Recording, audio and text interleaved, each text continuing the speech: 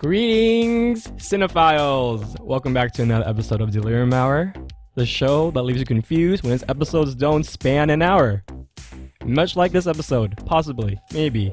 What? We'll see. But I'm sure you guys have read the title. So pertaining to the movie, your three protagonists of Delirium Hour are as follows: myself, Kent. Hey, I'm Jonah. Hi, I'm Baron. And today we are talking about Tenet, a movie, or Christopher Nolan's newest installment into his ever-building repertoire of movies. Over the week, I think last Thursday, we three had the chance and opportunity to go catch Tenet in theaters. And first of all, it was crazy to be back in an actual theater. Like, I thought that was insane, right? Like, it's been what? Since March, so what was the last movie you guys watched in theaters? I think it was the Invisible Man with you. Was it? Oh yeah. You guys watched that in theaters? Yeah, we watched it in theaters. Yeah. Oh. Back when we still had our AMC movie pass. Oh, nice. So yeah, we saw Tenet, and yeah, it was crazy to be in theaters again, and like let alone being in a Dolby like Cinemax theater. It was insane because, like, for those who have never been in a Dolby like theater, it's like this super state of the art speakers, and the screen is huge, and there's like accent lighting, but more than that, there's like the contrast. Seats rumble to the movie. It's insane. Yeah. Yeah, that was sick. So Tenet. One word that I can say right off right off my head immediately right after Tenet, after viewing that. And I want to remind viewers that this is our first time watching it, so this video will be more of a first impressions after a first viewing, because I think it goes about explaining that it's a movie that really benefits from multiple viewings, and this is our very first viewing. But judging or going off our first viewing, my mind was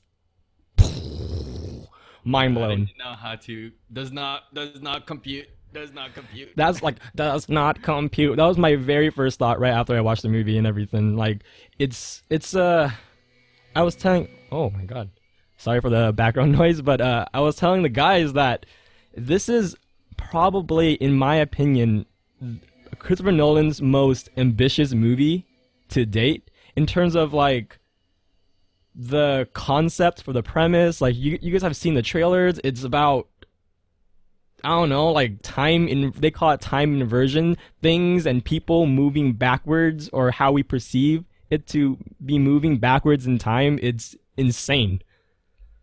Yeah. It's a time movie, but it's not like your average time traveling movie. It's time going forward and backward at the same time, and that's already just a little hard to grasp. Yeah. On top of that, like, visually too, without spoiling it, there's just a technique that he does for this movie that's just amazing. You want to believe it's CG, but it's not. I mean, there are some like visual effects in it, but what he does is he kind of weaves the two of the techniques together, so it looks like what you're watching on the screen is actually happening in real time, and it's just so pleasing. It's just so pleasing to watch. Practical too, right? Yeah, there's like, I think I want to say the only CG that he used for the movie was to kind of weave like the two like sequences together each time, like they did like the inversion, but also probably just like small stuff, like none of the explosions, and like there's nothing really in this movie that could have been like a huge CG set piece, I think. I mean, like, yeah, like with okay, maybe that one explosion towards the end. That one has to be CG. That's a good scene too, and we'll for sure get to that. But I think, like, as for the choreography for like fight scenes and scene choreography great. And how things moved, it I know from like watching behind the scenes stuff, or kind of like extras or stuff, that promo videos, I guess, that they did a lot of filming where the actors were physically moving backwards, and it wasn't always just like them rewinding it like through post. You can kind of tell it too. Like, it's not super like easy to tell, but if you watch closely, you can see. It's like a mixture of both. It's pretty awesome. I think visually, it's stunning, and you can't expect like any less from a Christopher Nolan movie. The thing too is like since we're talking about like I guess the beginning of the movie, that opening, Christopher Nolan's known for his openings. Like they're just so bombastic. pleasing to watch, and this one was without a doubt probably one of his best. It just drops you right in there, and you just like, what's going on? The very first part of the movie, didn't it remind you guys of like Dark Knight Rises? Yeah, with like exactly. Like for those who will watch, Like who will end up watching the movie, like that very actually first too, sequence. Jonah brought it up, but it's a little bit of like the Dark Knight too. I can totally see that. The Dark Knight kind of drops you in like right there behind the Joker, and you're just like watching everything happen, and that's basically what I felt too. But definitely, I would equate it more to like the Dark Knight Rises. Yeah. Well, all Christopher Nolan anyway. Yeah. That intro style. He starts off so explosively and so intense.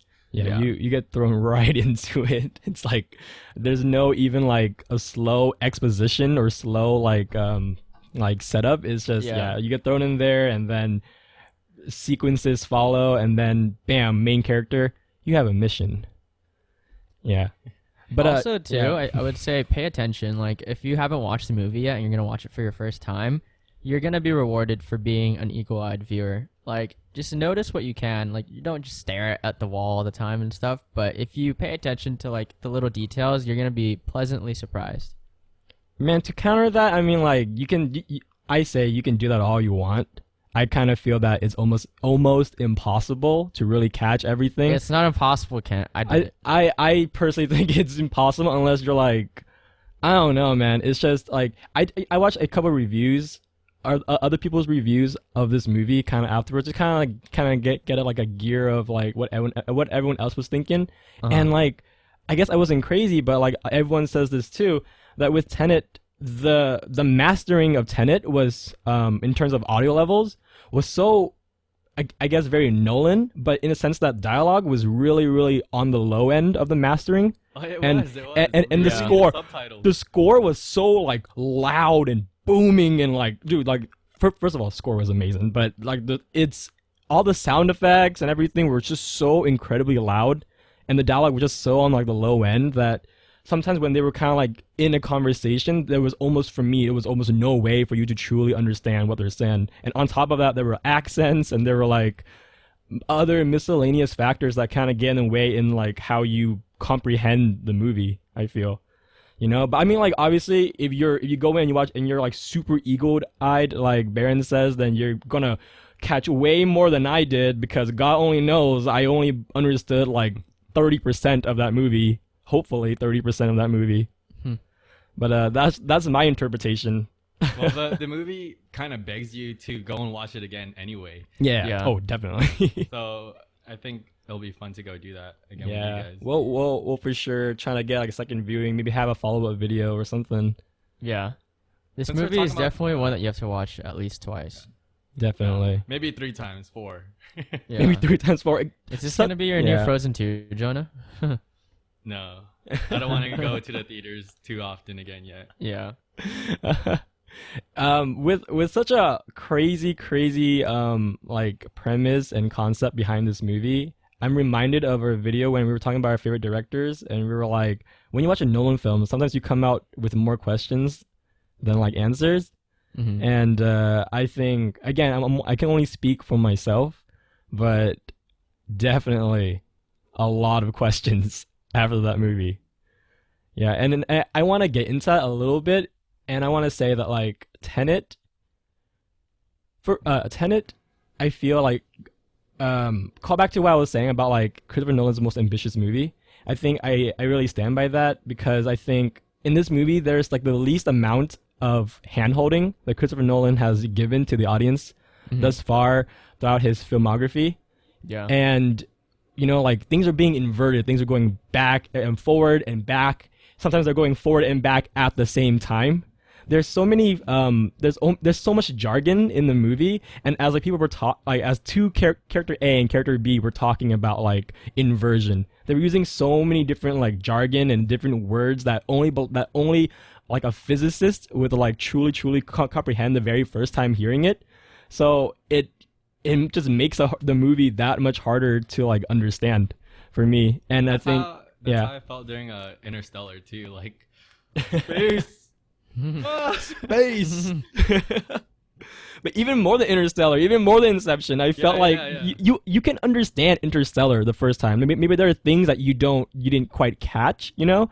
Like every movie, it benefits from a second viewing, but this movie was like, you get thrown in right away, bam, inversion, and then it's like, physics, insert physics here, and it's just, oh my god, dude, like my brain was just hurting. It was like overload. No, I definitely agree. I'm not gonna say you should go in with a physics degree or anything, but it does help. I'm gonna say if you understand that a little bit, it might help you understand the movie. But you don't need to. Like going in, I think we all thoroughly enjoyed it, like in our own perspectives, because it's something you have to watch in theaters. And honestly, watching it with like the Dolby experience made it so much better for us. I don't know if I could even imagine watching it without like Dolby. Like all the sound effects, all of like the punches and stuff, it was just really satisfying to hear. You felt every single bass drop. Boom, boom, like every punch. Oh! Right? There's like that one scene where it's like, okay, I'll just tell you, it's like a kitchen scene and they're having a fight scene there, and every single punch you could feel like in the theater. It was awesome. Yeah. I think you could still like really enjoy the movie, even if you're not understanding, like following along the way. It's still like a huge action blockbuster, and every scene is just so cool to look at. Right. And I like that you said it has the least amount of handholding too, because that's something I didn't think about, but it's very true. Like it would be a version of like Inception without like all the exposition. Like if Inception didn't have like all of like Dom explaining everything, I'd just be like, what the hell's going on? But that's kind of Tenet, and it works though. I feel like if they did take the time to give us all the exposition, I wouldn't enjoy it as much. Oh really? I would enjoy it a lot more. Really? I don't know. I like it because like with Christopher Nolan movies, I appreciate all of them, but I also really thoroughly enjoy the ones that make you work. Like they make you actively try to pay attention and like put the pieces together as you're watching the movie. Because I think for me, that's what screams like Nolan to me. Yeah. Like you have The Prestige, you have Memento, you have like even The Dark Knight. Like you just pay attention and it like, it pays off. I mean, I don't know. Like I think I told you guys that right after the movie, like it was hard for me to really say whether I liked it or not. Like I think when it comes down to it, do I think it is an incredibly original movie? Oh hell yeah. Do I think it was visually friggin' stunning? Oh hell yeah.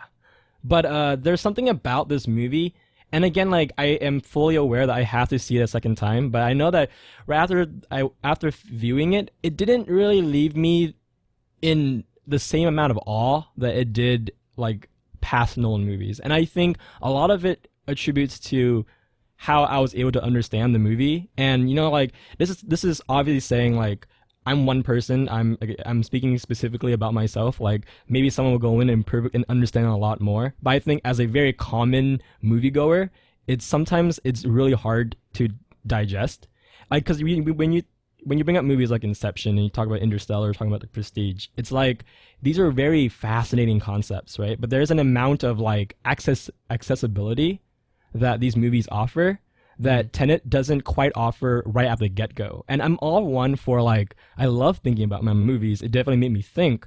But it's like, what can I really think about if I don't really understand it like a lot? You know what I mean? And I know you and I like, we both, between Baron and I, we understood the movies in varying different levels, Like I was pretty lost, and I'm not hiding that. So it's like it's okay. I was pretty lost too. It's hard to be like, wow, the movie was insane or really awesome when you're just kind of like, I still don't know what happened at this scene and stuff, I think I was also lucky though because I like sat on the side of you guys, like, and I didn't really want to spend any time like talking about it. I just wanted to like watch it. Yeah. Like because I know like you, Dustin, and Ken, or like all of you guys are just like laughing and we stuff. We weren't talking. It was more like a scene would happen, right? And I'll look to my right at Dustin, and I'd be like, and he'd be like, And then Jonah would tap me no, on the no, shoulder. no. Okay, I'm gonna tell you right now. Hey, I what's know up? exactly what you're talking about. You guys did that, and then I looked at you and I was like, "That was awesome." Yeah, and I was you like, guys are just like, "What the fuck just happened?" I'm like, my brain does not compute grandfather paradox. I think most of the time I was just like, hey, what's happening? Are you confused too? There was also the one thing that was so funny that you guys said was I don't know, it's not a spoiler, but you were like, dude, she's so tall, kind of hot. Dude, I was watching, I heard that, I was like, God. yo, what the What? no, it's hilarious. For viewers, But I wasn't even thinking that. Hey, viewers, keep your eyes out for the Oh, yeah. the tall one, the tall one. You know But, who that is though, right? yeah. That's I totally awesome. do. I know she looks good too, but Yeah, without all the makeup. yeah, no, she was beautiful. And hair. The female lead did a great job, and since I brought up like leads or kind of like Mhm. actors doing a good job and everything, like I think John David Washington did a good job. You know, like there's nothing for me personally to kind of like write home about and be like wow, but I think he did for his character and how his character was written. He did Mhm. a very, very solid job as He the was cool. He was cool. protagonist. Yeah. Wow, but for me, the showstopper was Robert Pattinson's character. His name is Neil, right? Yeah. And I think he did a phenomenal job. Yeah. He was probably one of my favorite parts of the movie. Like Mhm. all like other details aside, I think the acting in this movie is just top notch. Like yeah, like you said, JDW wasn't like amazing, but I think he did the job. Yeah, I mean, I hate to say did that. the It job. sounds like like not even a compliment, but he did a good job. And I don't think I expected more from him. And that sounds kind of bad too, but it's like to put it in context, he's kind of figuring out everything as he goes along too. Mhm. And that's like us, the viewers watching, like he doesn't know what's going on in the beginning of the movie. We don't know what's going on. And over time he kind of starts to realize that. But besides like him as a character, like there's just so much work that he's put into the role, like with like the fight choreography, like a certain, I guess, mannerisms, because without exposing too much either, I think I can say like his job, right? Like his job at the beginning of the movie. Mhm. He's like, he's like an agent. He's like yeah. Or he's like a CIA agent, I think, something like that. Yes, I believe so. So I don't expect him to like show that much emotion. I expect him to kind of be rigid, and it kind of gave me that, Yeah, Oh, he was definitely. cool, calm, and collected. Yeah. And that was just kind of his character. Oh yeah. And I don't know how to say it without like spoiling it, but I'm not gonna spoil it. But I think Neil's character arc just had so much more Right. layers to it. Yeah. And I can't say. No, okay, I can But- kind of say it. Like with Neil, I think when you watch a movie, right? Like a lot of people have like their character arc and you're like, wow, that was great. But for Neil, you want more. Like you want to just see like, oh, what happens next? Like I want to know more about this guy and I want to find out as much as I can. I think that was like one of the biggest takeaways, because you can Mhm. have, I don't know, you can have characters that are just like thrown to the side, but there's a huge impact from Neil in this movie, and every single thing he does, you're just like, wow. Yeah, there's like Neil has like a certain charm to him throughout the movie. Yeah. Where he's it's so like, charming, dude. Yeah, oh man, like super debonair, super suave. But like more than Yeah. that, it's we're talking about like their performance and everything, and I'm fully aware that like a lot of it is in part to, or however you feel about JDW's character or Neil's character or whoever, it's a lot of it is in part to like how their character was just written. Like Yeah. for the story, how Nolan like approached that character, And JDW, like Jonas said, his character is very calm and collected. So Mhm. there are a lot of times where I feel like there's a disconnect between me and him, because I feel like he's just always calm and collected. You know what I Yeah. mean? While like characters like Neil, like you don't know that much about him either, but Uh-huh. he has a range and there's kind of like a mystery to him, like what the mystery is. Obviously, you guys have to go in and see it and everything, but that kind of keeps his character alluring, where sometimes JDW's character was a little bit just kind of like the same throughout like the movie. But that's not to say he didn't do a good job. Again, he did a great job for how his character was written, but that's why we were so attracted to like Neil's character as opposed to the protagonist. Well, I want to say they everything. complement each other really well. Yeah, they Like, they I definitely hate to do. bring up like yin and yang or anything, but for each kind of try not to spoil anything. I guess like their character qualities are just really well balanced because like for how suave and debonair like our Pat was, I think, JDW did the right thing. Like if they were both just really cool and like really likable, totally. I don't know if that would have made the same impression or left the same impression. No, they for sure complement each other. Where JDW's character was kind of like lacks, like Neil kind of compensates for, and Neil vice versa. Sometimes he's like too mysterious and everything, and you don't know what's going on. But like JDW's I don't know if it was his intention either, but it was kind of like a good little buddy cop thing going on. Yeah, like, it was throughout cool. the movie. You're just like, I really like their relationship. It was really dope. Yeah. Another good thing about this movie.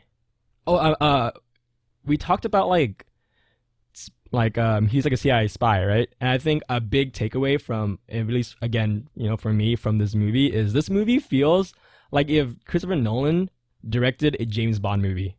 Yeah, exactly. Like that's how I really perceived it, because I think like what's his face? Someone's phone. Oh, The villain. The villain. Well, his name in the movie, his name is Andre. I forget the actor's name. It's Kenneth Branagh. Well, whatever his name is. Sorry for butchering that name, but he his character is the villain of the story, and how he is written, it reminds me so much of like Christopher Waltz's Franz from 007 Spectre, or like La Chiffre from Le Chiffre from Casino Royale. It's just like, and like John David Washington's character, he's like a spy, and it almost kind of turns into like a heist movie, like at certain points, because it's like they're trying to break into this thing and do something, and it's just, it feels very, very 007, and it's like but obviously the problem is like on a global scale, like, ooh, villain has this thing that could be really bad for the world, so they have to go and do something about it. But it's a really interesting, I guess, like thing to kind of compare it to, because I didn't really get that when I was watching the trailers, so I didn't really know what kind of movie this was. And behold, it walked in, and after the movie, I'm like, Christopher Nolan 007. So little like small tidbit that I picked up. So interesting though. I feel like it was his most kind of like a blockbuster movie. True. Yeah, because he doesn't usually do like, I don't know, it's like an action spy movie, Right. I mean, he's never. I mean, like there's The Dark Knight, but this one just feels more of like a classic action movie. Yeah. But with the Christopher Nolan layer on it. I don't know. I don't know if I can say it's like a blockbuster at the same time. Like, I would say it's a blockbuster. If you're here just for action, I think he really delivers. I guess so. I mean, I guess I'm just in that camp of like, yeah, things can be really actiony and really awesome, but then at the end of the day, if you don't really understand or you feel disconnected to it, it's like showing me sequences of images that have no like meaning to me. You know what I mean? And again, like I just have to go watch the movie again to kind of get like a much more thorough understanding and opinion over the entire movie. But was it enjoyable? Oh yeah, so enjoyable. Like the action sequences, a scene that I'll like mention is like, much to like Christopher Nolan fashion, hallway fight scenes are always done so well. And then the hallway fight scene (parentheses in this movie are insane. And obviously, like he throws in the concept of inverting things, like bullets are being inverted and people are being inverted. So in like a fight sequence like that, it's crazy. Yeah. Like Joe tapped me on the shoulder and he was like, "That was awesome!" And in my mind, I'm like, "But did you understand? No." But yeah. What I was kind of feeling like pretty lost through the first half at least, but then once Tenet starts going on, Yeah. You're like, "Oh man, this is the movie right now." And then you kind of pick up on things that he showed you earlier, and you see it in a new way, and that was my favorite part of the movie. Mm-hmm. I wish I could talk about it, but oh man, just talking about it would spoil it. But especially that fight scene during the plane crash, because you kind of get to see it twice. Oh right. Yeah. Is that spoiler? Is that spoiler territory? I don't know. But yes. Whether it is or whether it's not, it was really really fascinating. There are a lot of mind blowing moments, and there's like a building at the very last act that's very significant, and how they did that, I do not know, but it was crazy to see. Another thing that's really amazing about this movie is the friggin' score of this movie is like whole nother level. That like was huge. Yeah, like Hans Zimmer didn't get the chance to collaborate with Nolan on this film, so instead they had, I think his name is I closed the page, but whatever. He got a new composer for this score, and honestly, like if you watch the movie and you didn't know anything about it, you could at times you'd be like Hans Zimmer, because it's very Hans Zimmer-esque. Yeah. But whoever, I'm so sorry for forgetting the name, viewers, but he did an amazing job. Like this soundtrack is so good. Like I don't know if you guys know that Baron, Jonah, and I collect records, but this is definitely a score that we really need on vinyl because it's incredible, and it was so incredibly loud. So it's like there's no way for you to have missed it. And they played it forward and backwards to kind of like go in with like the inversion theme. Yeah. Oh my goodness. My favorite element of the movie is definitely the sound and the score, because it was just so integral. I just did this right now. Holy crap. So integral. Oh wait, I'm actually doing that right now too. Yeah. But it's like it was so well interwoven together. Yeah. That like when things were inverted, the sound matched that. Like the elements were reversed, and you could hear that throughout the whole movie, and it just blended well. So, it was so genius. Like strike of Christopher Nolan, genius to do that, and the genius on par of the composer. Like, I watched that movie again purely for the score. The score is my favorite part of that movie. Yeah, you know, I don't know what that means, but that's just my personal favorite part of the movie. Now, there's music in like every single movie, but in this movie, you can really appreciate the hard work that went into just matching every scene up together. Oh, man. So I think we've said enough about this movie, right? Go watch it. There's so many good things that we can do, or no, that we can say, but we can't say because a lot of our viewers haven't watched it yet. But should we do a quick summary? Of what? Of our thoughts? So if you like Christopher Nolan and you like, putting the pieces together, definitely watch this movie. If you are here for like an action blockbuster, big set piece kind of movie, oh yeah, you're going to be really, really pleasantly surprised at how he does his own spin on these things. And just the music alone, I think we all really enjoyed it. You guys have anything else? Yeah. I'd say if you're like a big fan of like philosophy and just questions that bug you, especially like paradoxes, because this was a paradox movie. Yeah, like you'd be really into that too. I say if you want to go in and you want to watch a movie but you want to see something truly original, I mean, like here's the thing, like I don't know if you guys are gonna like it. That's just my takeaway again. Right. I don't know, because I just think it's different from his other movies, while being at the same time such a Nolan movie. But you owe it to yourself to just go in and just see for yourself, because you'll for sure, even if there's like things about it that you may not like or understand, there are so many other things like Nolan compensates for it in terms of like the sheer mind-blowingness of the concept and the score, like we keep talking about. It's definitely a movie that you have to see just so you can have your own opinion about this movie, because like I'm so curious about everyone's opinions. Like I can't wait to ask the next few friends who do end up watching the movie and be like, yo, like, what did you think? Like, it's such a polarizing movie. It's awesome. yeah. So I totally recommend to just go and see for yourself what it's all about. Yeah, we'd love to talk more about this movie. So comment or just hit us up and talk to us. Yeah, we're definitely gonna watch it again, and we'll come back in maybe some weeks time after a lot more people have gotten the chance to see it, and we'll give you guys a full review with no spoiler-free content. With So no spoilers. so with spoilers. So Yeah. you have a follow-up video. Hopefully we'll be able to go in more in depth in like the sequences and what it all means, because what does it mean?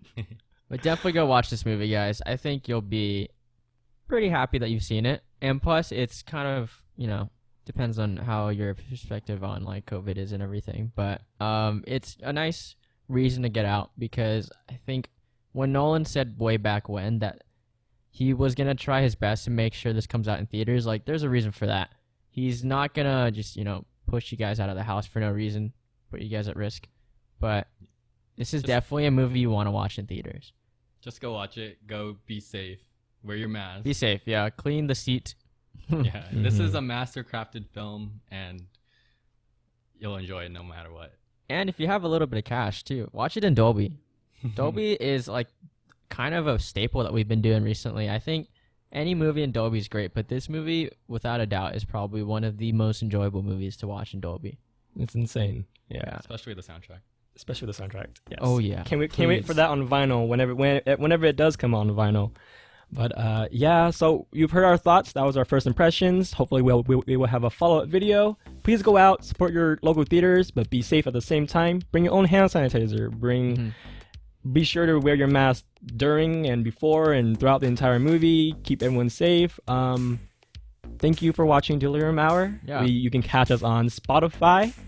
Follow us on Instagram at It's Delirium Hour. We'll be stepping up our social media game very soon in the upcoming week, so watch out for that. And thank you again. Oh, also, if you've already watched it, let us know what you think in the comments down below. Oh, yeah, comment, like, subscribe, please. That would no spoilers, though, please. help us out. But yes. Let us know what you think. All right. Over here at Delirium Hour, we say laters. Laters, I guess. Peace out.